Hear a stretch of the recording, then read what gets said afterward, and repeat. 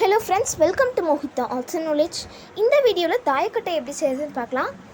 Snakes and ladders, ludo இத மாதிரி கேம்ஸுக்கு தாயக்கட்டை யூஸ் பண்ணி விளையாடுவாங்க. ஸோ அதுக்கு ரொம்ப யூஸ்ஃபுல்லாக இருக்கும். இந்த தாயக்கட்டை செய்கிறதுக்காக நான் ஹோம்மேட் க்ளே எடுத்திருக்கேன். ஹோம்மேட் ஆட்ரை க்ளே உங்கள்கிட்ட கடையில் வாங்கின ஆட்ரை க்ளே இருந்தால் யூஸ் பண்ணிக்கோங்க. இல்லைனா ஹோம்மேடாக ஆட்ரை க்ளே செஞ்சு யூஸ் பண்ணிக்கோங்க. எப்படி ஹோம்மேடாக ஆட்ரை க்ளே செய்யணுன்ற வீடியோவில் வந்து நான் ஏற்கனவே போஸ்ட் பண்ணிட்டேன். அந்த வீடியோ பார்க்குறதுக்கு டிஸ்கிரிப்ஷனில் லிங்க்கும் கொடுத்துருக்கேன், மேலே கார்ட்ஸும் கொடுத்துருக்கேன், என் ஸ்க்ரீன்லையும் கொடுக்குறேன். இந்த வீடியோ பார்த்து முடிச்சுட்டு அந்த வீடியோ போய் செக் பண்ணி பாருங்கள். நம்ம 2 தாயக்கட்டை செஞ்சால் தான் விளையாட முடியும். ஸோ அதுக்காக இந்த ஆட்ரை க்ளேவை நம்ம 2ஆக பிரிச்சுக்கலாம். ஸோ ஒன்று வந்து அந்த பவுலில் வச்சுருக்கேன், இன்னொன்று வந்து இப்போ நான் செஞ்சிட்ருக்கேன் பாருங்கள். ஸோ நான் இப்போ செஞ்சிட்ருக்கேன்ல இதே தான் 2 தாயக்கட்டைக்கும் நம்ம செய்ய போகிறோம். ஸோ 2 க்ளே வச்சுருக்கோம் இல்லையா. ஸோ இது வந்து எப்படி பண்ணணும்னா இந்த மாதிரி தட்டையை அப்படி வந்து ஃபர்ஸ்ட்டு உருட்டிட்டு இந்த மாதிரி எல்லா சைட்லேயும் நம்மளோட ஹேண்ட்ஸ் வச்சு அட்ஜஸ்ட் பண்ணி விட்டுக்கோங்க. அதே போல் நீங்கள் க்ளேயில் வந்து ஏதாவது ஒரு கிராஃப்ட் பண்ணுறீங்க அப்படின்னா கொஞ்சம் பக்கத்தில் வாட்டர் எடுத்து வச்சுக்கோங்க. நானும் ஒரு டம்ளரில் வந்து பக்கத்தில் ஒரு வாட்டர் எடுத்து வச்சுக்கிட்டேன்.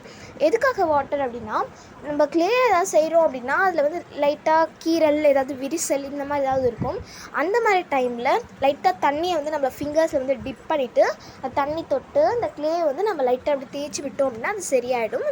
நம்ம அதை அப்படியே விட்டுட்டோம் அப்படின்னா அந்த விரிசல், கீரல் அது எல்லாமே வந்து இந்த க்ளே காஞ்சி முடிச்சிட்ட பிறகு அது அப்படியே உடஞ்சிட்டு வரும். ஸோ வந்து நமக்கு வேஸ்ட் ஆகிடும். ஸோ அதனால் நீங்கள் எப்போ எந்த க்ளே கிராஃப்ட் செஞ்சாலும் பக்கத்தில் வாட்டர் எடுத்து வச்சுட்டு லைட்டாக வந்து அதை தொட்டு ஃபுல்லாக வந்து அதை வந்து சரி பண்ணி விட்டுக்கோங்க. அதே போல் கொஞ்சம் எந்த இடத்துலையும் மேடு பள்ளம் இல்லாமல் ஒரே மாதிரி வந்து செஞ்சுக்கோங்க. அப்போ தான் வந்து கரெக்டாக இருக்கும். இல்லை அப்படின்னா வந்த நம்பரே வந்து வந்துக்கிட்டு இருக்கும். இப்போ 2 தாயக்கட்டை நான் செஞ்சிட்ட பிறகு 2த்தையும் வந்து நம்ம கரெக்டாக பார்த்து 2ம் சேம் சைஸில் இருக்க மாதிரி பார்த்து கட் பண்ணிக்கோங்க. கட் பண்ணிவிட்டு 2 days நல்லா காய வச்சு எடுத்துக்கோங்க. நான் வந்து 2 நாள் நல்லா காய வச்சு எடுத்துட்டேன்.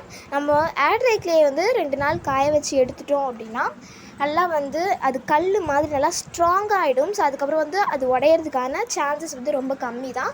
ஸோ நல்லா வந்து ஸ்ட்ராங்காக இருக்கும், நல்லா வந்து உருளும். அதே போல் நம்ம கடையில் வாங்கின ஆட்ரை க்ளே வச்சு செய்கிறோம் அப்படின்னா ஒரு 4-5 ஹார்ஸ்லேயே அது காஞ்சிடும். பட் நம்ம ஹோம்மேடாக செஞ்சுருக்கிறதுனால அது வந்து ஒரு 2 நாள் ஆகும். ஸோ கொஞ்சம் வந்து நீங்கள் வெயிட் பண்ணி நீங்கள் செய்யுங்க, ரொம்ப பெட்டர் ரிசல்ட் கிடைக்கும். அதுக்கப்புறமா அதில் டாட்ஸ் வைக்கணும் இல்லையா. ஸோ அதுக்காக நான் பெர்மனன்ட் மார்க்கர் யூஸ் பண்ணுறேன். உங்கள்கிட்ட சாதா மார்க்கர் இருந்தால் யூஸ் பண்ணிக்கோங்க, இல்லை ஸ்கெட்ச், ஹைலைட் எது இருந்தாலும் யூஸ் பண்ணிக்கோங்க. இப்போ ஒரு தாயக்கட்டை எடுத்திருக்கேன். அதில் வந்து 1 சைடில் வந்து 1 டாட் வச்சுருக்கேன், இன்னொரு சைடில் நான் 2 டாட் வச்சுருக்கேன்.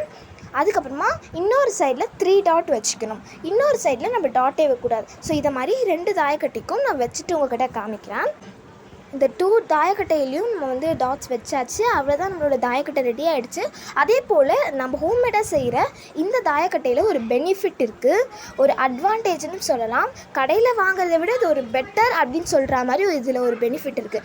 என்ன தெரியுமா, நம்ம கடையில் வாங்கின தாயக்கட்டை யூஸ் பண்ணி நம்ம விளையாடுறப்ப நம்ம இந்த மாதிரி தரையில் ஃப்ளோரில் வந்து நம்ம தாயக்கட்டையை போடுறப்ப அது அப்படியே ரொம்ப சத்தம், சங்கு சத்தம் கேட்கும், ரொம்ப ஹை சவுண்டாக கேட்கும். ஸோ நைட்டில் நம்ம விளையாடுறோன்னு நினைக்கிறோன்னா அது வந்து ரொம்ப சத்தம் கேட்கும், பக்கத்தில் இருக்கவங்களுக்கு ரொம்ப டிஸ்டர்ப் ஆகும் அப்படின்னு நினைப்போம் இல்லையா. ஸோ அதனால் நம்ம விளையாடாமல் கூட விட்டுருவோம். பட் இந்த தாயக்கட்டை யூஸ் பண்ணி விளையாடுறப்ப இதோடைய சவுண்டு நமக்கு மட்டும்தான் கேட்கும், குட்டியாக தான் சத்தம் கேட்கும். ஏன்னா நம்ம க்ளேயில் தானே செஞ்சுருக்கோம். அதே போல் இந்த கிராஃப்ட்டை நீங்கள் ஆட்ரை க்ளேயில் மட்டும்தான் செய்யணும். இதை ரோல் பண்ணுறப்ப எந்த அளவுக்கு சவுண்டு கேட்குதுன்றதை நீங்களே கேளுங்க. இப்போ நான் உங்களுக்கு வீடியோவில் காட்டுறேன். சவுண்டு பார்த்திங்களா, ரொம்ப வந்து மைல்டாக இருக்குது. இந்த வீடியோ உங்களுக்கு யூஸ்ஃபுல்லாக இருந்துச்சுன்னா கீழே இருக்க red colour subscribe button click பண்ணிக்கோங்க. பக்கத்துலேயே ஒரு பெல் வரும், அதையும் கிளிக் பண்ணி ஆல் கிளிக் பண்ணி வச்சுக்கோங்க. தேங்க்ஸ் ஃபார் வாட்சிங். பாய் பாய்.